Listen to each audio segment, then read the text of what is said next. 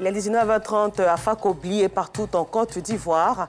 Bonsoir à tous et merci de suivre le temps d'information sur RTI2.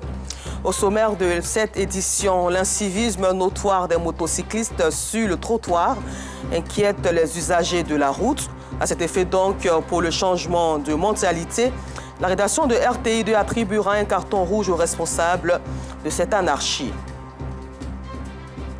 Et puis hors de chez nous, suite à la mort de plusieurs centaines de migrants éthiopiens qui tentaient de franchir la frontière du Yémen et l'Arabie Saoudite, Addis Abeba accuse et annonce une enquête contre la monarchie. Encore merci à vous d'être présents sur RTI2. Situé à la montée du premier pont de la commune de Yopougon, le jardin des hamacs connaît une ambiance morose en cette saison des pluies. Les visiteurs se font de plus en plus rares. Certains évoquent les dangers liés à la pluie et au vent dans cet espace ouvert. Cependant, le calme qui y règne favorise la lecture. Ce jardin très fréquenté est devenu un véritable dépôt d'ordures. Une situation qui empêche donc le propriétaire de cet endroit de faire de bonnes affaires. Justin Kouassi y était pour un constat commenté par Assistant Diarra. Mardi 22 août 2023, ce n'est pas la grande affluence au jardin des hamacs dans la commune de Yopougon, non loin du premier pont. Ce matin, Emmanuela Faye et ses camarades, toutes élèves en classe de terminale, sont venues se relaxer ici. Elles échangent entre amis et font des selfies pour passer le temps. Nous avons au cours des vacances, on est venu à dire de venir s'asseoir pour prendre un peu d'air avant d'aller à la maison. Ça se passe bien, on est là, on s'amuse, on se détend, on rigole entre amis. Avant, il y avait plus de monde. Nous-mêmes, on venait ici chaque midi pour venir se reposer. Quand on finissait les cours de midi, on venait se reposer et puis on reprend à 14h. Mais maintenant, bon, peut-être c'est à cause de la saison des pluies que les gens ne viennent pas trop. Cet espace de détente, d'habitude chaleureux, ne draine pas de monde en cette saison des pluies. Les hamacs sont de plus en plus vides. Et les rares clients qui s'y aventurent ne se sentent pas en sécurité.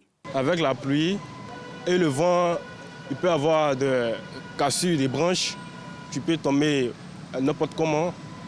Bon, c'est le truc, ce sont les risques que nous prenons pour venir s'asseoir ici. Ça fait que souvent on a un peu peur, mais quand même on vient s'asseoir ici. Mais ce calme profite à Alpha So. Cet étudiant en faculté des sciences naturelles profite de ces cadres paisibles pour assimiler ses cours. Je viens ici dans ce lieu pour réviser mes cours. C'est un bon environnement aussi, un environnement propice aussi aux études. Cette affluence morose dans ce jardin est un manque à gagner pour le propriétaire. Il n'y a pas de recette comme avant puisqu'il n'y a personne. Mais néanmoins, nous sommes obligés d'être là, surveiller, assurer la sécurité, la permanence et constater quels sont les endroits qui ne vont pas. Donc il faut nettoyer tous les jours, même s'il n'y a personne. Au-delà de la pluie, ce lieu de rencontres et de divertissement est devenu un dépôt d'ordures. C'est devenu un coin de pneus. On vient jeter les réfrigérateurs, les fauteuils et tout ça. Mais ça n'encourage pas. Moi-même, je suis vraiment débordé, je suis fatigué. C'est devenu complètement la poubelle. Donc quand ça est à côté d'un coin comme ça, ben, ça n'attire pas, ça ne donne pas le courage d'y entrer. Le coin est bizarre. Ça fait pratiquement quelques années que je passe là, mais effectivement, il y a un changement. Les gens ne viennent plus comme avant, de ce que je remarque. Ce n'est pas propre comme avant. Les visiteurs de ces sites de détente à ciel ouvert attendent impatiemment la fin de la saison des pluies pour renouer avec leur passion. Profiter de l'ombre des arbres, prendre de l'air et se relaxer dans les hamacs. Un peu plus loin du district autonome d'Abidjan, les silences à l'école a été célébré dans la région de la Bagoué, où les jeunes s'intéressent de plus en plus à leur paillage clandestin pour lequel ils abandonnent leurs études. Pour pallier ce fléau, la mutuelle de développement socio-économique de Tengrela a célébré leurs meilleurs élèves de la localité pour leur acharnement au travail. Ils ont aussi été sensibilisés sur les dangers liés à leur paillage clandestin. C'est reparti avec Assistant Diarra. Tengrela, ville située dans la région de la Bagoué. Dans cette localité, l'orpaillage clandestin est devenu un second emploi pour les jeunes. Chaque année, au moins 100 jeunes de cette commune située à la frontière avec le Mali abandonnent l'école pour s'orienter vers l'orpaillage clandestin. Pour pallier ce fléau, la Mutuelle du développement socio-économique des Tingrila, MUDES, a initié une journée de sensibilisation dénommée Journée d'excellence. Selon les initiateurs, cette journée a pour objectif d'encourager et surtout de faire en sorte que les jeunes de la dite localité s'intéressent davantage aux études. On a mis les prix d'excellence parce qu'on s'est rendu compte que le niveau d'instruction des enfants est très bas. Et il faut trouver un moyen pour pouvoir les stimuler, pour pouvoir les amener à travailler fort, pour pouvoir être parmi les meilleurs, pour que les élèves aient la volonté de pouvoir étudier. Ensuite, les parents, chacun doit jouer sa part de responsabilité afin que les enseignants, la tâche leur soit facile. Ils étaient au nombre de 44, les élèves des cycles primaires et secondaires qui ont reçu des prix pour les travaux abattus au cours de l'année scolaire. J'ai eu mon BPC, je suis vraiment contente. Le Grand Prix Balosier a été attribué à Dodiomo Danyogo, major de sa promotion. Il a reçu une médaille et un ordinateur portable d'une valeur de 800 000 francs CFA. Pour obtenir le bac, il faut vraiment être courageux. Les gens disent que c'est la chance. C'est vrai, il y a les paramètres chance dedans, mais il faut être beaucoup courageux et apprendre ses leçons. Une initiative soutenue par les parrains de la cérémonie. J'ai vu que l'objectif c'était vraiment de fêter l'excellence et encourager les jeunes à l'entrepreneuriat et encourager les parents à d'abord scolariser les élèves, surtout les jeunes filles, et à les suivre de près. Cette journée de célébration des meilleurs élèves de Tingrila est à sa 3e édition. Une rencontre marquée par des chants et des danses. Et nous restons toujours au nord pour parler d'excellence et de développement. Les 5 et 6 août 1973 naissait l'association pour la mise en valeur de Kanawolo. En août 2023, cette organisation célèbre son cinquantenaire. Et en 50 ans, Kanawolo, village situé dans la région du Hambol, est en plein essor. Construction d'établissements scolaires, de centres de santé. Tous les fils et filles de Kanawolo sont réunis et engagés pour faire de leur village une référence dans le nord du pays, selon Bitou Pekele. Ces femmes de Kanawolo, village situé au nord de la Côte d'Ivoire, dans la région du Hambol, défilent pour célébrer le 50e anniversaire de l'AMVK, Association pour la mise en valeur de Kanawolo. Il y a 5 groupes. Donc, comme c'est 50 ans, on a essayé de faire un nouveau choix de Kanawolo. On n'est jamais défilé. Voici ça, on est content pour défiler. À l'instar des 5 groupes de femmes, toutes les forces vives de Kanawolo défilent aussi. Des agents de santé, de l'éducation, aux hommes qui exercent de petits métiers,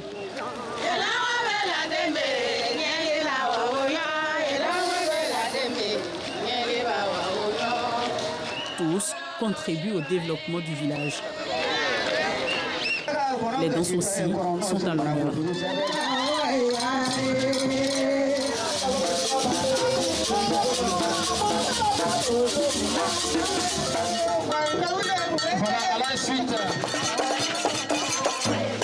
Toutes ces danses que vous voyez, c'est des danses du terroir. À l'occasion des 50 ans, tous ces villages qu'on collabore sont venus vraiment nous aider en matière de la culture pour montrer qu'on a une culture ici en pays Tagbana. L'AMVK est partie d'une initiative d'amis en août 1973. L'idée, rassembler les personnes ressources du village pour résoudre les problèmes liés à la civilisation. 50 ans après, l'association a favorisé le développement. Différentes infrastructures sont sorties de terre et la nouvelle génération reste engagée. Après 50 ans, le bilan est positif. Vu les infrastructures réalisées et vu tout ce que l'AMVK a fait pour le bonheur des populations. Mais il y a beaucoup encore à faire et on se bat pour cela. Je pense qu'avec le soutien de toutes les populations, on pourra aller plus loin. Le 50e anniversaire de l'AMVK est placé sous le parrainage de Pierre Dimba, ministre de la Santé et président du conseil régional de l'Agnébitiassa, représenté par son directeur de cabinet. Monsieur Pierre Ngoud Demba, parrain de la cérémonie, voudrait saluer tous ses parents de Kanawolo et féliciter l'AMVK pour ce qu'elle abat comme travail. L'AMVK est une école, l'AMVK doit être enseignée. Il faut que d'autres villages, d'autres communes copient ce qui est fait ici. Occasion de visiter les infrastructures construites en 50 ans, au nombre desquelles le dispensaire ouvert également aux populations des villages voisins. Et pour accompagner l'élan de développement de Kanawolo, Pierre Dimba a offert une ambulance au lendemain de la cérémonie. Kanawolo, le carrefour des imams, fait sa mue avec pour leitmotiv le triptyque fraternité, solidarité, développement. La population de Kalassi, village situé dans la sous-préfecture de Niokoso, région du Bafing, sont en joie. La raison, l'électrification tant souhaitée, est aujourd'hui une réalité dans cette localité. Une cérémonie de réjouissance organisée par la Mutuelle pour le développement économique et social de Kalassi afin de témoigner leur gratitude au chef de l'État. Le commentaire de Clément Boko. Enfin, le village de Kalassi 1 est connecté au réseau électrique. Cette localité peut à présent aspirer au développement avec des projets à impact direct sur l'autonomisation des populations. Ce sont entre autres l'installation d'une unité de transformation et une boulangerie. Une joie que les populations traduisent par des remerciements au président de la République. Le développement est venu. On a eu un centre de santé, on a eu une boulangerie, on a eu un forage. Donc tout ça, c'est grâce à son Excellence, le président de la République, Alassane Ouattara. Notre sous-préfecture compte 13 villages. À ce jour, 9 sont déjà électrifiés. 3 sont en attente de raccordement et un seul est dans l'attente de la pose de ses poteaux. Tout ceci, grâce à la vision du président de la République, son Excellence Alassane Ouattara, et à sa volonté d'apporter le développement dans toutes les régions et villages de la Côte d'Ivoire sans exception. Initiateur de l'événement, la Mutuelle pour le développement économique et social de Kalassi 1, MUDESCA. Après la mise sous tension du village, la MUDESCA a invité les autorités administratives et les élus locaux à un planting d'arbres. 10 000 arbres seront plantés sur une superficie de 500 hectares. Je dis à toute la jeunesse, ça ne sert à rien de se jeter à l'eau. Nous avons tout chez nous. Donc à partir de ce que le président nous a fait, comme l'électricité nous a donné comme l'électricité, nous avons mis actuellement un programme agricole des citronniers, des mandariniers et de toutes sortes qu'on doit produire. Nous avons fait aussi une boulangerie.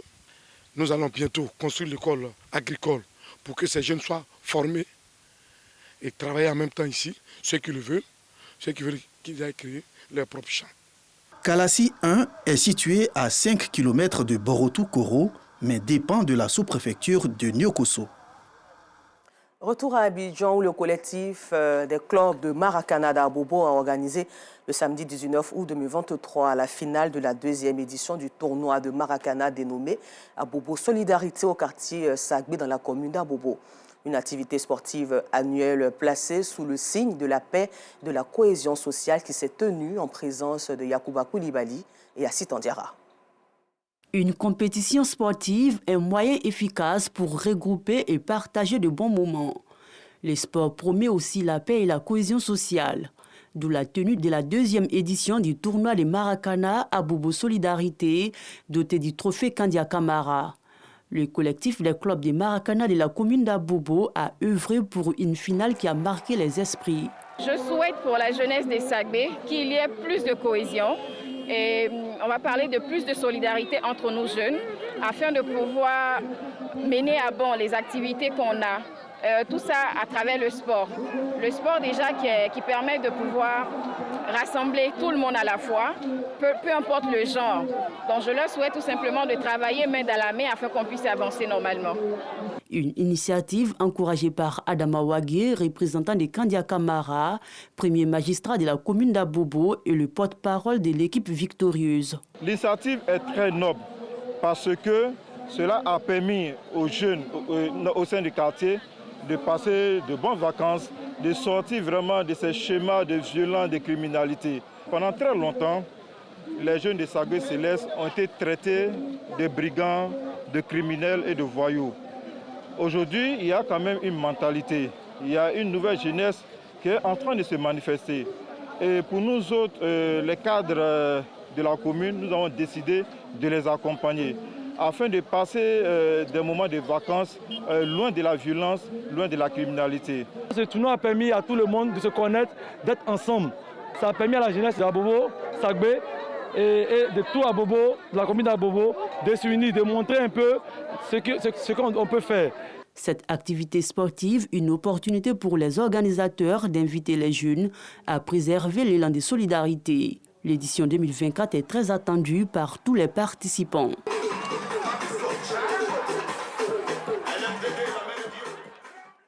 Et retour au nord de la Côte d'Ivoire où les jeunes du village de Tomono, localité d'une vingtaine de kilomètres de Monkono, ont organisé du 3 au 12 août dernier une activité dénommée la semaine socio-culturelle.